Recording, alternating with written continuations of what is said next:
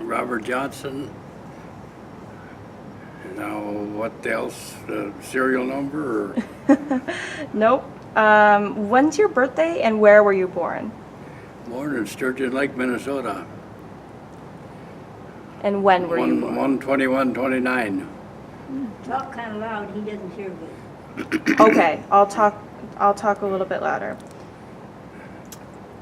Could you talk about your family at the time?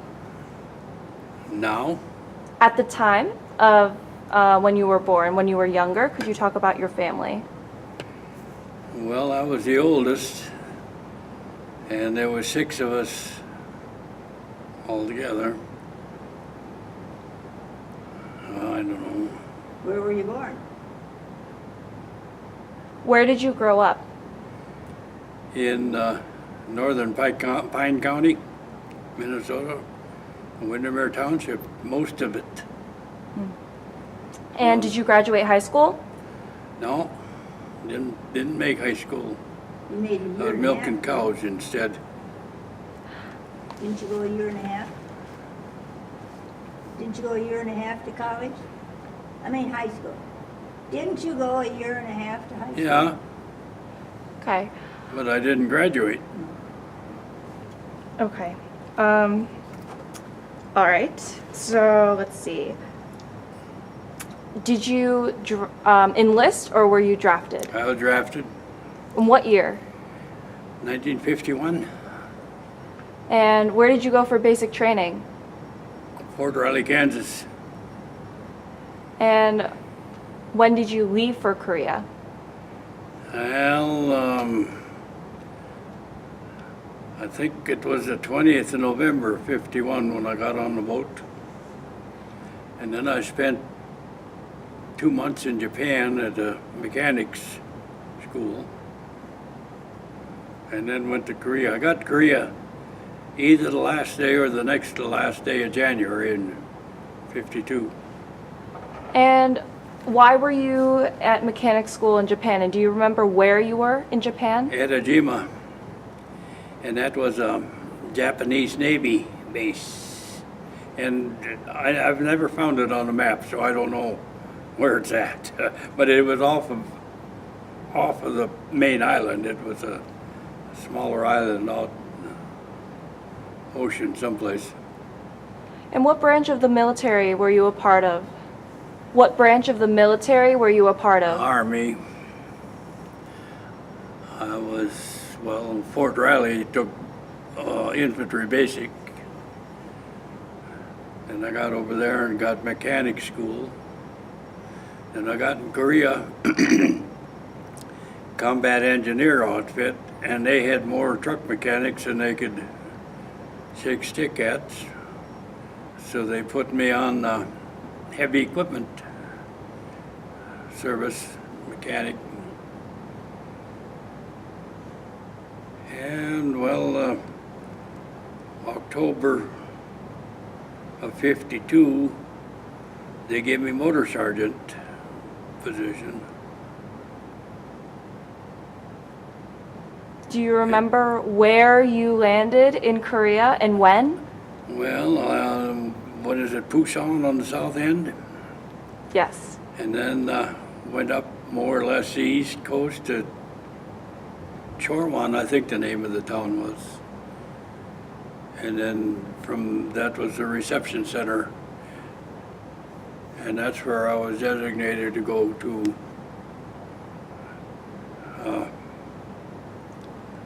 engineer outfit, 378th Combat Engineers. So what was your specialty?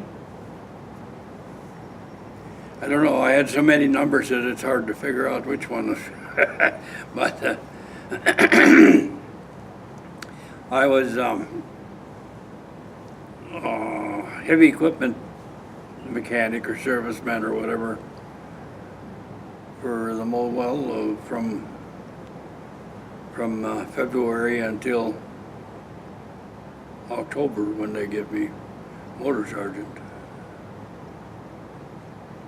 And you know, that was 36-point rotation business.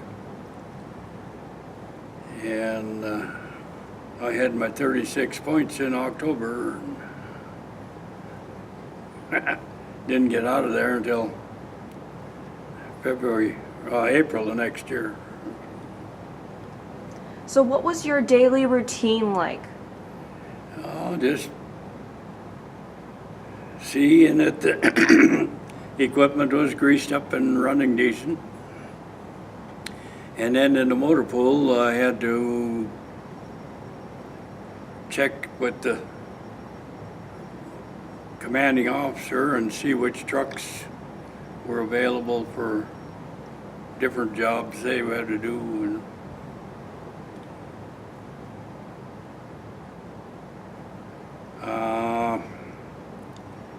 we were out where they were building roads, you know, with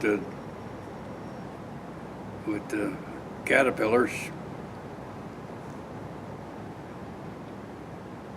And, well, caterpillars and trailers and trucks, that's about all I worked on when I was over there. Did you interact a lot with the civilians? Now, we had a houseboy. We were east of Seoul, and they were cleaning a minefield east of Seoul, and this boy come around and wanted to do something, I guess, so we just kept him with us.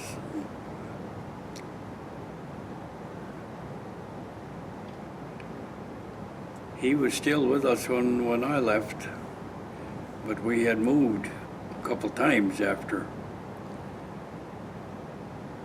When we moved from east to Seoul and we went back up north, poor Lee Capsule, I think his name was. And we went up past that 38th parallel sign.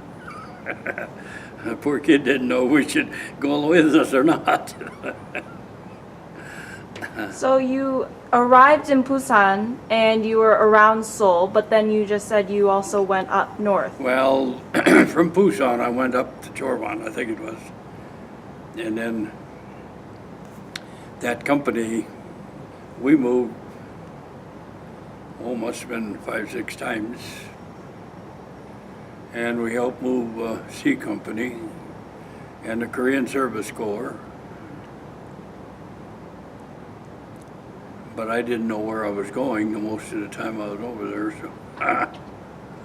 Yeah, so tell me about your impression of Korea. You say you don't know where you were. Did you know about Korea before you came? No, You've never heard of it before? probably heard of it, but I didn't know nothing about it, you know. I know it's pretty all mountains, either mountains or rivers. What was Korea like when you were there? Well, pretty well blowed up after what the Chinese and North Koreans went south. Then the U.S., well, United Nations, I suppose you'd say, drove them back north. But that was to the 38th parallel. And they weren't supposed to go any further north than that, I guess. They had been up to the border, Chinese border, before they were driven back. Did you tell them about the cat that got stuck? You did what? Did you tell them about the caterpillar that got stuck and they couldn't get it out of the mud? Oh, well, they wanted me a caterpillar operator. That was, a little burner 3 weeks after I was there. So I decided to try it. And of course, I was on the caterpillar with the operator to learn. Probably knew how to do it anyway, but you got to take that training. And we went out on a Monday morning. I think it was 4:30 when we started in the morning. And they brought the noon meal out at 11 o'clock. And we ate the noon meal and went back out to the cat, so it was going on noon. And got on the cat and was pushing the blasted rocks off and there was a rock wall about 20 feet high. And up at the top of the wall, I see an opening about 3-4 inches. So I pointed it out to the operator, and he said, "That'll never come down." So we made, I think it was a second or third pass, and that fell out. Covered the front end of the cat, busted the pony engine and the manifolds, and I got hung up in the winch lever, so I laid across the seat, and I had a rock a couple 100 pounds hit me in the back, and behind the seat and the fuel tank there was a rock that was probably 12-14 inches deep and just about as wide as the cat. We had laid our helmets behind the seat so that you couldn't wear them heavy things riding, you know. And they were about an inch deep. Just so a couple feet either way I'd have been a grease spot, you know. But I didn't operate cat after that. I told them there was other jobs. Did you go to the hospital? I laid in 25th Evacuation Hospital for 10. 5 days paralyzed. I couldn't move from the waist down.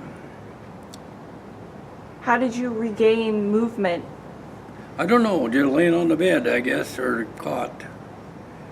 And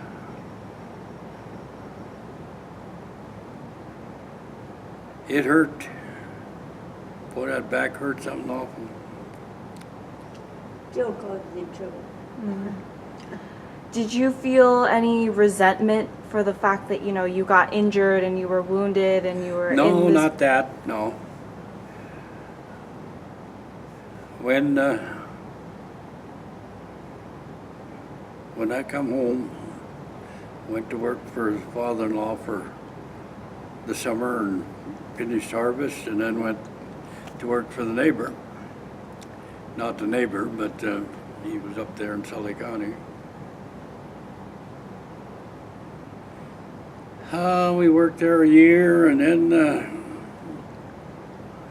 somebody wanted us to take over a farm, so we spent a year or a little over 2 years there, and then we bought the one that we're living on now in the spring of '56, and been there ever since. So. So tell them how they pulled the caterpillar out when it got stuck over there in Korea. How they pulled the caterpillar out when it got stuck in Korea. They asked you how to get it out. They come and ask me if I knew how to get one out. Oh wait, sorry, when did this happen? Can you give us context? Was this the same caterpillar that you got injured? No, it's a different caterpillar. The one that I was on, they worked on 3 different times, and it broke down about an hour afterwards each time, so they junked it.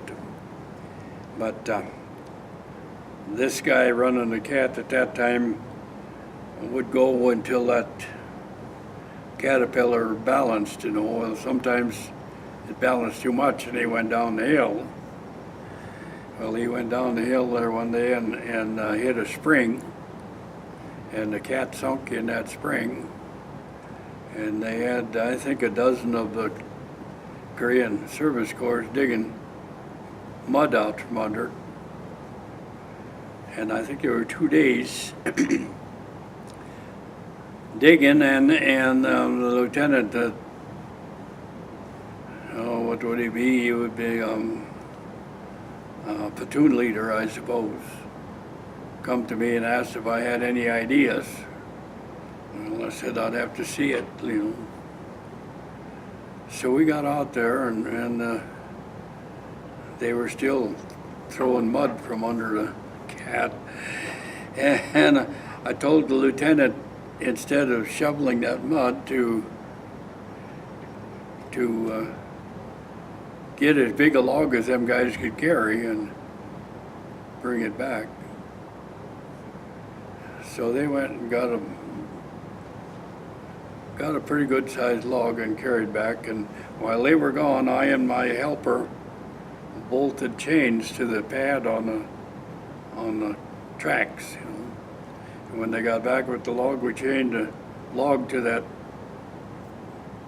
pad, started the cat up and put it in reverse and backed it out of there.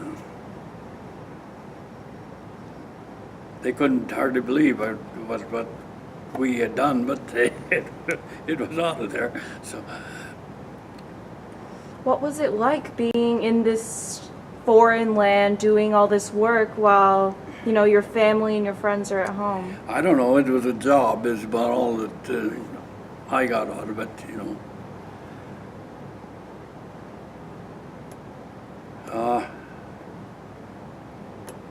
There was a lot of them that went to drinking. Some of them got mixed up with the dope.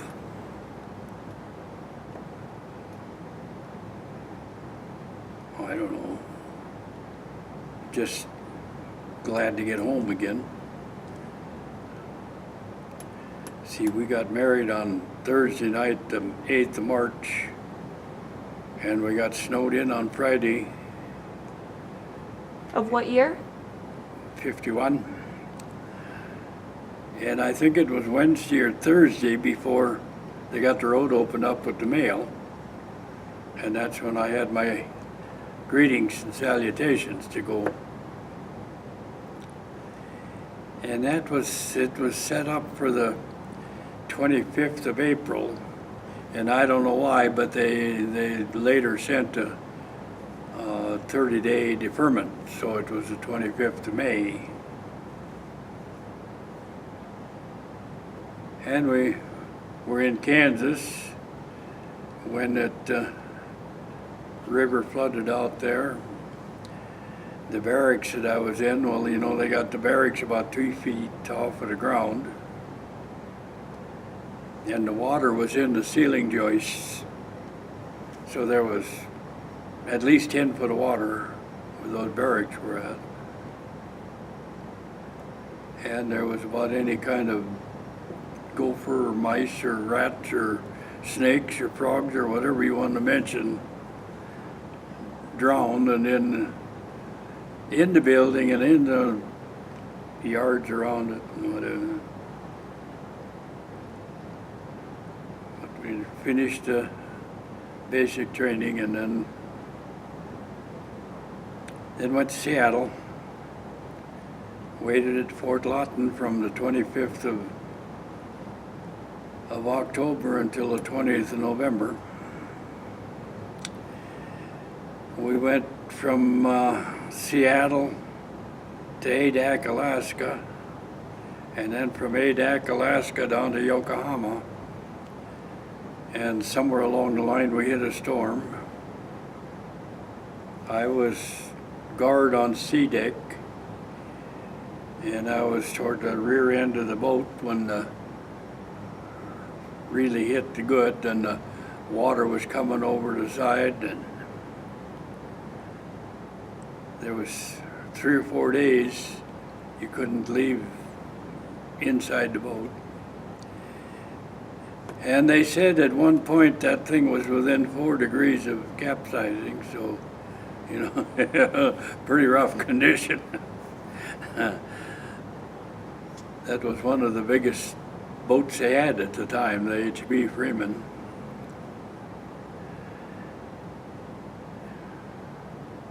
Did you write back to your wife? Hmm? Did you write back to your wife when you were in I Korea? tried to write every day. There was those days I laid in the hospital I didn't write. What went through your mind when you were laying down in the hospital? Wondering if I was going to be able to walk again. At the company, the barracks, the rest of the guys there put all of my stuff together. It was ready for them to send home to me, you know. They figured I would be home. But I surprised them when I walked in. Were they glad to see you? Yeah.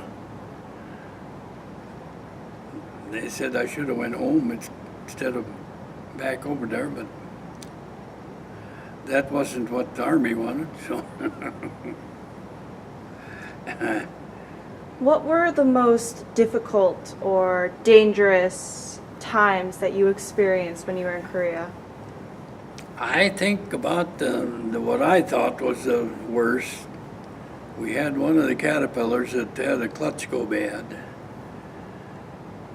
and they wanted that fixed during the night. So we went out there with the 3/4 ton Dodge,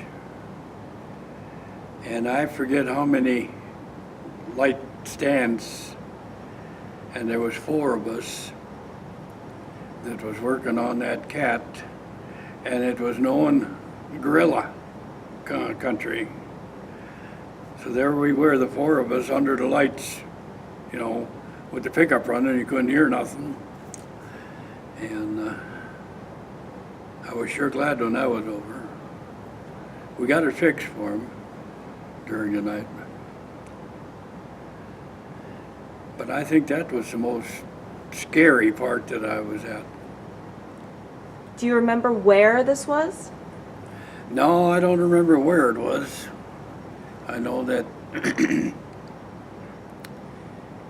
well, when I got hurt, it was the first part of in February 20th, they had started building a road. They had 5 cats, I think, in different places up on the hill. And up on top, you could see the planes bombing the enemy on the other side of the valley. And where we were at when I was done, I think it was just to get another road across the country then. One time they had one of the truckers go and pick up a bunch of TNT, and the Korean Service Corps helped them load it, and then they rode on a truck and gonna unload it. And somehow or another, some of that, you know, that TNT was cords, I suppose, burning cords or whatever you want to call them, dynamite blasting cord. They were, I think, 6 in a string. And somehow or another, one of them got down and wrapped around the drive shaft and started a fire and burned up a whole truckload of explosives in the truck. And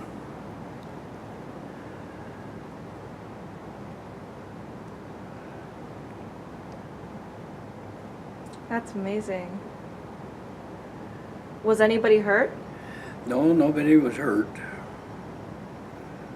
That stuff was hot. That TNT was hot, and it melted a lot of that truck.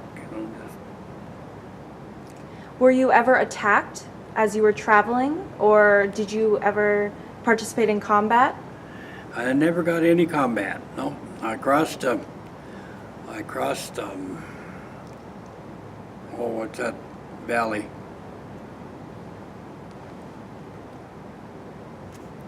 Let's see.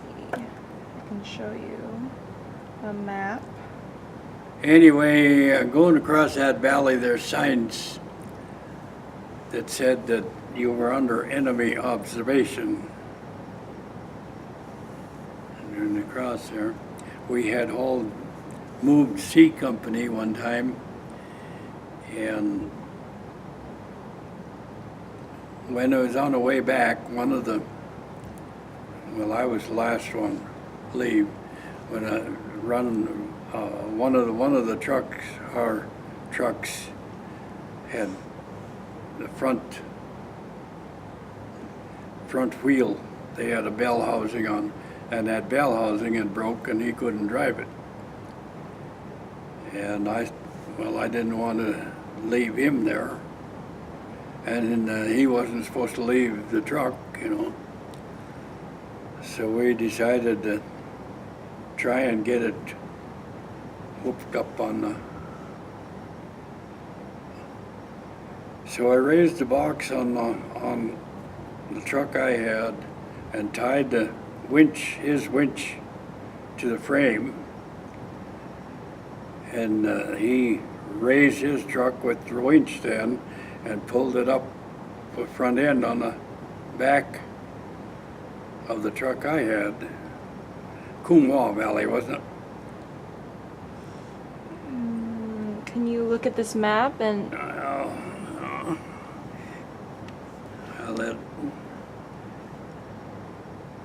was it? It's south, right? South Korea, under the 38th parallel. What was that? Is it under the 38th parallel? It must be just about on it. Might be on the north side of it. But Okay, could you say that again? So you were in what valley? Hmm? You were in what valley? I think it was Coomwa Valley. And had that truck hanging on the back end of mine, and we went across that. We didn't get shot at, so we made it home. Do you recall any comrades or friends that you were close to? Well, I worked with Rodney B. Sipple. He was from Fond du Lac, Wisconsin. And our youngest girl went to college over there in Wisconsin, and we was over there visiting. And I don't know why, but I was looking in the telephone book one day and I saw Rodney B. Sipple. So I called and I asked if he knew a guy by the name of Bob Johnson. And yeah, he did. And he come over there to us, and then we went and had a meal, and what did I, 4 times? Quite a few. You saw your brother over there too. Keith got over to Korea. Your brother was in Korea? Yeah. And I forget when he got over there, and he didn't take my address along. And when I was... Sorry, could you start, because when she helps us to remember stuff, we can't include her because it's your interview. So just pretend like they don't know what you're talking about. So say, my brother was also in Korea, and then start. And for a while I was going... Oh, could you say your brother was in Korea? Yeah, my brother was in Korea. And for a while I was driving by that unit that he was with. He was with the telephone signal or whatever. And if I'd have known his address, I could have stopped. And he didn't have mine, so he didn't know where I was at. The day after I left the company, he stopped up to see it.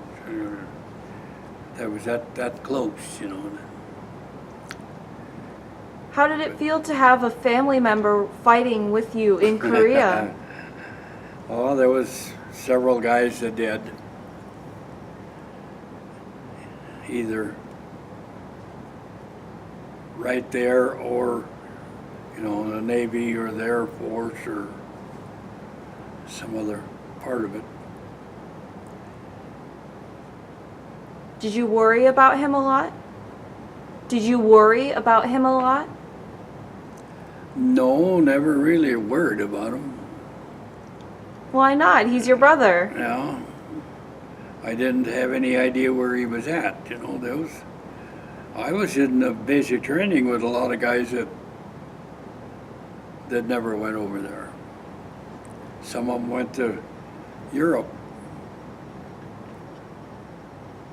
One of the best friends we've had since was in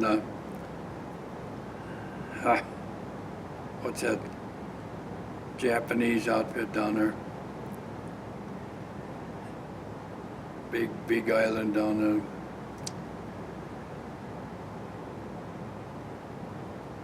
Can't think of it now.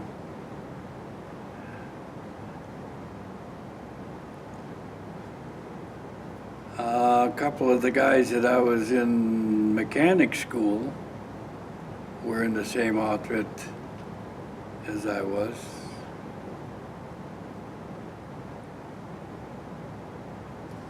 So did you travel around the peninsula a lot? Not that much, no. Other than where we were working on the roads, you know, from the company area to where they were working. And you were mostly in South Korea, right? Well, actually, by Seoul would have been the only part of South Korea. The rest of it was north of the parallel, you know. So did you run into any Chinese or North Korean soldiers at all? Not that I know of. What were your living conditions like? Living in a tent. Yeah. And, well, the whole works was tents, you know, the cooking and the supply and the whole ball of wax was in the canvas tents, squad tents. Didn't it get cold up in North Korea? Kind of. One morning, well, they were building a lookout on top of the mountain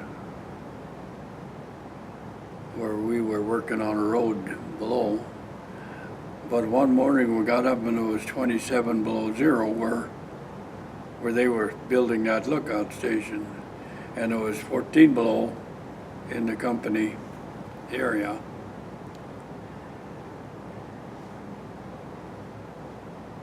Do you remember where you were last before you went back to these States? No, I don't. I know at one time we were across the river from 9th Corps headquarters. And the 9th Corps headquarters had been dug into a mountainside. They were in a cave. And I and another fellow from the motor pool were over there welding eave trough together. What is that? Eave trough for the houses, for the roofs. So they catch the water and run it over. Well, the water was coming out of the mountain, so we tied them to the wall, got drilled holes and sticks in his bolts or whatever in the wall, and then welded those together to drain the water so it wouldn't run in their offices and what have you, you know. I was helping there 2 or 3 days. They had a rain, don't remember what month it was, but it was flood conditions. And every hour we had to go to the bridge and check the water level. And it got pretty deep. Did you ever get flooded completely? Not over there, no. So when did you leave Korea and where did you leave from? Well, I left, I suppose it would have been the 4th of April in 53.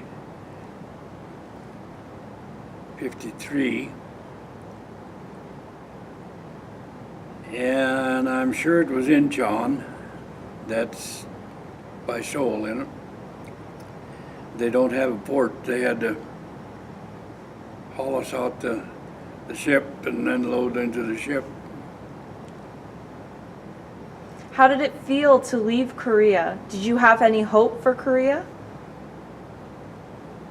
Oh, I guess it was just like another job, and I was glad I could get out of there, get home again.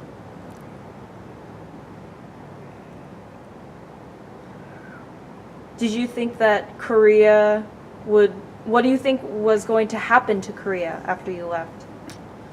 I don't know, I was hoping that they would be able to hold the position, which they have. But they're still fighting over there in different times. Ceasefire didn't do much good. So when were you discharged from the military? Well, 2nd of May, I think it is. 53? 53, yeah. And have you been back to Korea since? No. But they tell me it's an altogether different country than when I was there. Do you want to go back? No. Why? I don't care that much for that boat ride or the plane. Are you aware of Korea's status as the 11th largest economy in the world? Well, everything I've read about it, they have done great as far as that part goes. How does it make you feel about your service that the country that you saw in 1952 has become such a large and transformed country now? Well, it's a good deal. Better than going backwards. Are you proud of your service? Oh, I don't know if I'm proud of it.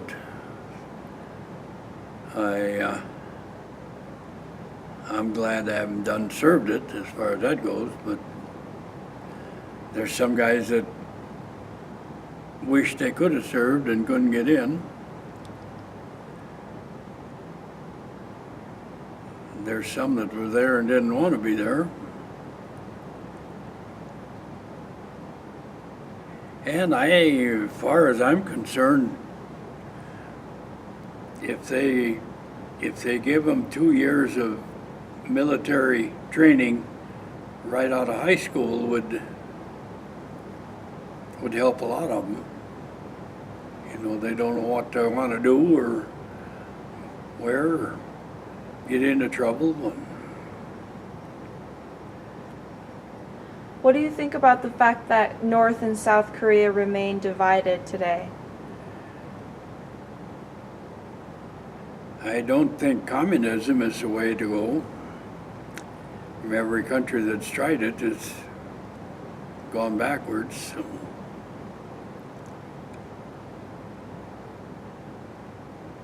If they can keep the peace and make it work, good for them. Would you be in support of a reunified Korea? Under certain terms, I suppose, yeah. What do you think the legacy of Korean War veterans and the Korean War are? But what? What is the legacy of the Korean War?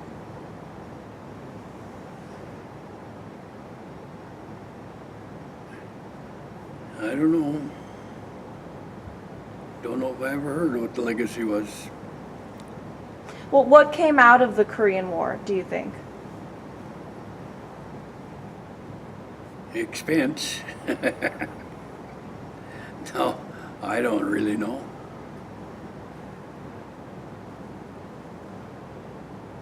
The communists didn't take it over. That's one thing they didn't get done.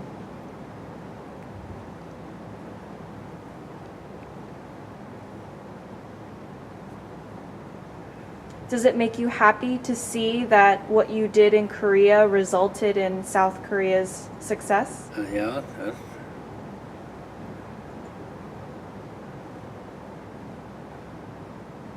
If you could go again, or if you had to go again, would you go? Not if I could help it. A little bit too old now.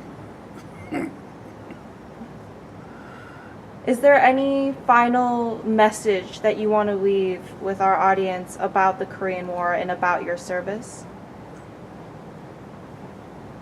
No, none that I can think of.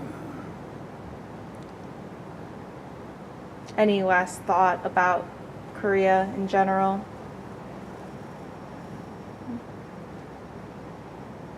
I didn't get around that much when I was over there, so I don't know. Well, thank you so much for being with us and for your service. It was a pleasure getting to know you and interviewing you today. And thank you again. Okay.